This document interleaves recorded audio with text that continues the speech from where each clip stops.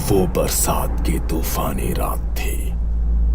पूरी रात बादल ऐसे गरजे थे कि लगता था जैसे आज नदी पूरे गांव को लील लेगी। उसी बारिश के और तूफान के बीच अचानक भुवन के दरवाजे पर कोई गाड़ी रुकी और फिर दरवाजे पर जोरदार दस्तक होने लगती है। भुवन सकपकाकर दरवाजा खोलता है तो सामने एक शहरी बाबू को खड़े पाता है। भुवन आप ही हैं?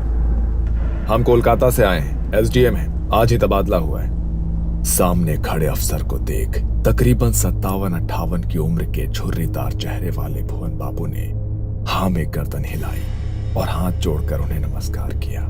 साहब, सरकारी चिट्ठी मिली थी, लेकिन अभी तो बहुत रात हो गई है। बारिश का मौसम है, इस समय जाना शायद सही नहीं होगा। मैं अगर सवेरे चलूं तो? बाहर गाड़ी में परिवार साथ है, अभी इतनी रात में कहाँ जाएंगे हम लोग? आपके लिए सरकारी बंगला तैयार करा दिया है साहब। ठीक समझे तो रात यहीं पे बिताए, नहीं तो जैसा आप कहें। भुवन की बात सुनकर सामने खड़े अफसर के चेहरे पर असहमति के भाव दिखाई देने लगे। ठीक है, मैं आपको बंगला दिखा देता हूँ। इतना कहकर भुवन ने अपना पुराना ऐनक आंखों पर चढ़ाया और छाता लेकर घर से बाहर निकल आए। गाड़ी में बैठो, बाहर बहुत तेज बरसात है। साहब, नदी के रास्ते से जाना होगा। आप ड्राइवर से कहें कि नदी के सहारे आगे बढ़े, दाएं हाथ पर ही बंगला है। मैं गांव के कच्चे रास्ते से आता हूँ, इधर से गाड़ी नहीं पहुंच पाएगी। भुवन की बात सुनकर अफसर ने हैरानी भरी नजरों से उसे देखा और ड्राइवर को गाड़ी आगे बढ़ाने के लिए कह दिया। अजीब आदमी है, इतनी बारिश में पैदल जाने को तैयार है लेकिन गाड़ी में नहीं बैठा। वो बात नहीं है साहब, आप समझते नहीं है। गांव के लोग दिन ढले नदी पोखर नहीं टापते हैं, इसलिए वो रात में आने को मना कर रहे थे। गांव की कहानियां तो जानते होंगे ना आप। खैर छोड़ो, तुम जल्दी गाड़ी चलाओ, थकान से मेरी हालत खराब है। वो देखो भुवन काका। सुगंधा की बात सुनकर सभी चौंक कर नदी के किनारे देखने लगते हैं। सचमुच ऐसा लगता था कि भुवन नदी के किनारे किनारे चल रहा। ये लो, भुवन तो इधर से ही आ रहा है और तुम बोला कि ये लोग नदी पार नहीं करता। अगर इसी रास्ते से आना था तो हमारे साथ क्यों नहीं आया? लेकिन ये पैदल इतना जल्दी इधर कैसे आए? तपन ने फिर से गाड़ी से बाहर की ओर झांका, लेकिन इस बार बारिश की तेज रफ्तार और गाड़ी की स्पीड के कारण उसे स्पष्ट कुछ नजर नहीं आया। कुछ ही देर में वो लोग एक सरकारी बंगले के सामने खड़े हुए थे। तभी पीछे के रास्ते से छाता लिए भुवन भी वहां आ जाता है। भुवन ने बंगले का ताला खोला और तपन बाबू उनकी पत्नी और बेटी को बंगला दिखाकर खुद रसोई की ओर आगे बढ़ गए। काका, आप इतनी जल्दी यहाँ कैसे पहुँच गए? हमने आपको नदी के पास देखा था। क्या? मुझे? नहीं, मैं तो उधर गया ही नहीं। मैं तो पीछे के रास्ते से आया हूँ। हो सकता है हमने किसी और को देख लिया हो, अंधेरे में गलतफहमी हुई होगी। बंगला बहुत अच्छा है, कभी ऐसी जगह रहने को मिलेगा सोचा नहीं था। गांव से दूर एकांत में नदी के किनारे ऐसा लगता है किसी और ही दुनिया में आ गए। मंदाकिनी, सुगंधा, इंद्राणी और तपन को बंगला काफी अच्छा लगा था, लेकिन भुवन किसी और ही सोच में गुम था। उसे समझ नहीं आ रहा था कि आखिर इतनी रात को खराब मौसम में इन लोगों ने किसे नदी किनारे देखा होगा। अब मैंने चाय बना दी है, आप लोग पी लीजिए। मैं बाहर सर्वेंट क्वार्टर में हूँ, कुछ परेशानी होगा तो बुला लीजिएगा। और हाँ, एक बात और, बंगले से नदी का किनारा सुंदर जरूर दिखता है, लेकिन आप उधर ना देखें तो बेहतर होगा।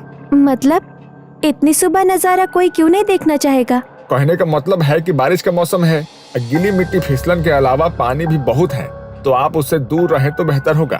भुवन अपने कमरे में आकर लेट गया था और लंबे सफर से थक कर आया तपन का परिवार अपने अपने कमरे में जाकर आराम करने लगा था। सुगंधा के कमरे की खिड़की से नदी का किनारा साफ दिखाई देता था। अपने कमरे में आकर वो नदी की ओर देखने लगती है।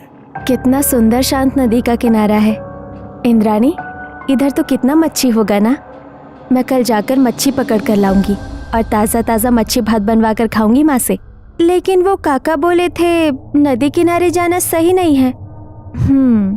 तपन बाबू पत्नी के साथ कमरे में सोने चले गए थे और इधर दोनों बहनें अपने अपने कमरे में आराम करने के लिए आ गई थी। छोटी इंद्राणी तो बिस्तर पर लेटते ही सो गई थी, लेकिन सुगंधा न जाने क्यों देर रात तक अपने कमरे की खिड़की से बाहर नदी के पानी में गिर रही रिमझिम बूंदों को देखती रही।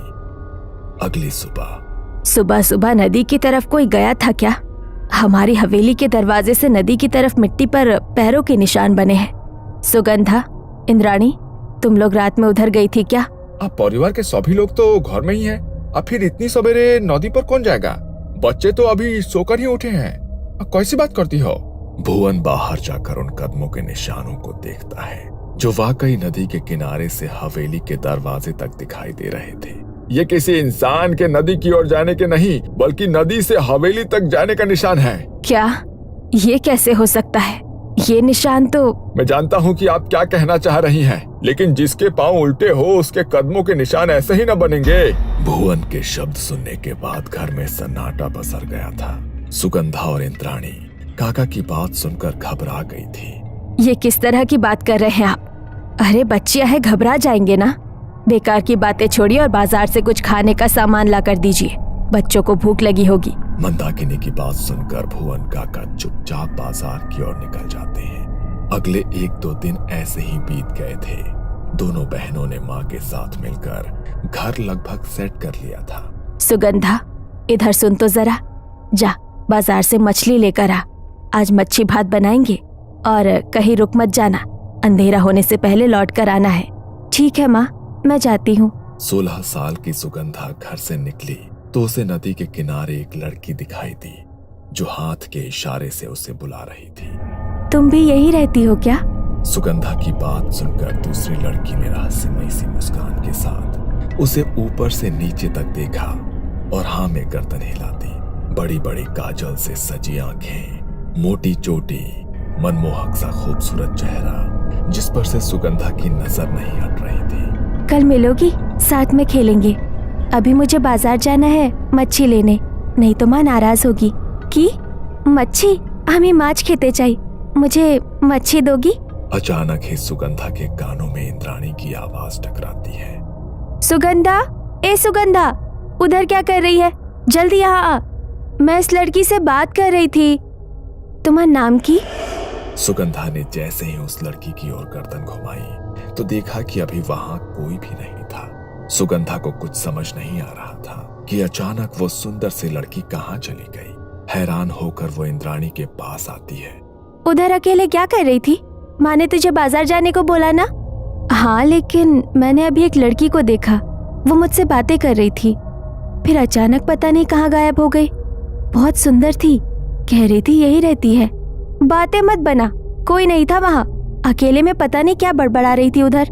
अच्छा सुन, माँ ने बोला है आते हुए कुछ मीठा भी लेते आना, और हाँ थोड़ा जल्दी जाओ। सुगंधा जल्दी जल्दी बाजार के लिए निकल गई थी, लेकिन बार बार उसके मन में उसी लड़की का ख्याल आ रहा था। बाजार से मच्छी और रसगुल्ला लेकर लौटने में उसे अंधेरा हो गया था। जैसे ही वो नदी के नजदीक पहुंचती है, उसे नदी के पानी में तेज हलचल महसूस होने लगती है। सुगंधा चौंक कर इधर उधर देखती है, आसपास कोई नजर नहीं आता। अचानक उसे तेज सड़न जैसी महक महसूस होती है, जैसे सड़ी हुई मछली किसी ने उसके सामने रख दी हो। सुगंधा ने अपनी चाल तेज कर दी थी, तभी उसे अपने साथ साथ किसी परछाई के चलने का एहसास होता है। सुगंधा चौंक कर पीछे मुड़ती है, लेकिन वहां कोई नजर नहीं आ रहा था। अचानक ही पेड़ से एक डाली टूटकर उसके सामने आकर गिर पड़ती है। तभी सुगंधा के कानों में एक आवाज गूंजती है, आमा के माछ दो। वो आवाज सुनकर सुगंधा के रोंगटे खड़े हो गए थे। उसने हाथ में पकड़ा सामान और तेज जकड़ा और अपनी चाल और भी तेज कर दी। कुछ पलों के बाद गुस्से से भरी हुई आवाज फिर से उसके कानों में सुनाई दी, तुम्हें आमा के माछ देबे ना? डर से उसका दिमाग सुन्न पड़ गया था। सुगंधा को होश ही नहीं था वो कब और कैसे वहां से दौड़कर अपने घर के दरवाजे तक पहुंच गई थी। दरवाजे को जोर जोर से पीटने पर जैसे ही इंद्राणी ने दरवाजा खोला, वो वहीं गिर पड़ी। किसी तरह उसे कमरे तक ले जाया गया, जहां उसने अपनी सारी आप बीती सुना दी। ये सब उस भुवन की वजह से हो रहा है, उसने ही डर बैठा दिया है दिमाग में। तुम आराम करो, अब से बाजार मैं जाऊंगी। बेटी की हालत ऐसी देखकर मंदाकिनी काफी परेशान हो गई थी। मच्छी भात बनाने की अब उसकी इच्छा ही नहीं बची थी। देर रात गए मंदाकिनी को रसोई से कुछ आहट सुनाई देने लगी। जब वो रसोई की ओर गई तो वहां का नजारा देख उसके पैरों तले जमीन खिसक गई। सुगंधा के हाथों में कच्ची मछली थी जिसे वो आधा कच्चा ही खा चुकी थी। उसके कपड़ों और मुंह पर खून लगा था और वो इस समय किसी राक्षस जैसी डरावनी नजर आ रही थी। सुगंधा, ये क्या कर रही हो तुम? क्या हुआ है तुझे? भूख लगी थी, इसने मुझे मच्छी खिलाई। अब मैं इसके साथ रहूंगी।